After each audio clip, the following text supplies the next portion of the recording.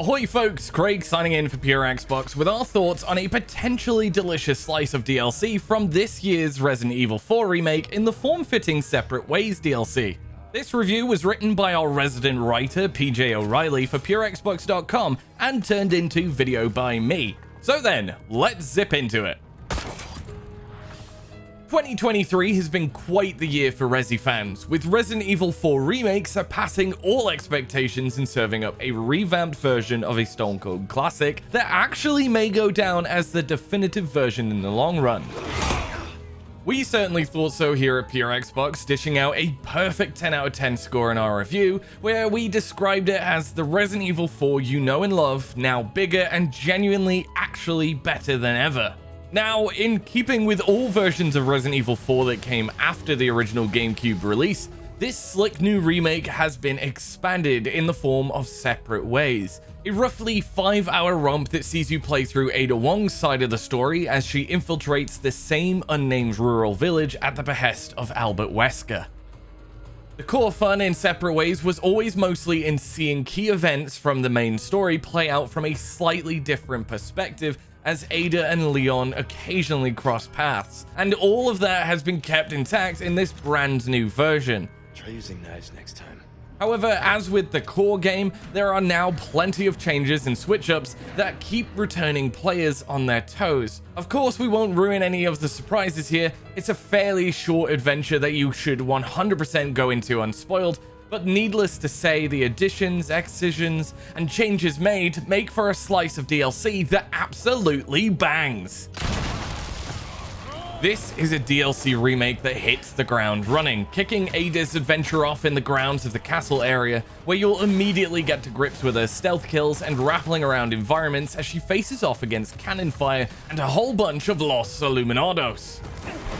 It's an explosive start, and one that sets you up for a jaunt that fires you from one fun set piece to the next, rarely letting up as Ada gets to grips with her emotions and the internal struggle over which side she should really be on. I'll be in touch.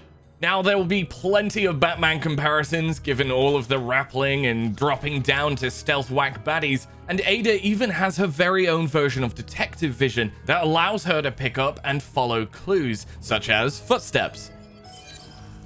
The core gameplay here is a delight, giving you new ways to dispatch old foes, fancy rappel attacks, and fast movement to stick baddies before they know you're there. And Ada comes packing some serious heat from the get-go, letting you know right away that this is a much more action-centric adventure than Leon's. The 7 chapters you'll blast through are a roller coaster of excellent boss encounters, tense stealth sections, and zipping around environments as you're stalked from the shadows by an all-new threat in the form of a monstrous robed figure who's intent on taking you down. It's fairly breathless stuff that makes sure to cram in as much as it can in its short running time, but it also manages to give you breathing space along the way to take in some of the delightful scenery, and brings some new revelations and story beats that even returning players will get a kick out of. It does a great job of remixing areas that you've been through with Leon too, places that are familiar but play out differently now, as well as providing a smattering of new locations to sweeten the deal even further. Hey, stranger.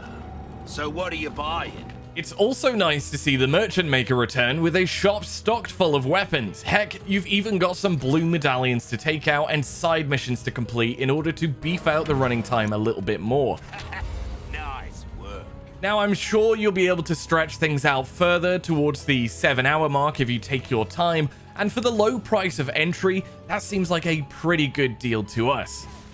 Overall, if you loved the main game, you're gonna love what Capcom has done with Separate Ways. This is a smart and slick revision that gives Ada more in the way of realistic emotions and options to deal with, making her a more fully formed character, whilst also removing some of the more annoying segments from the original DLC.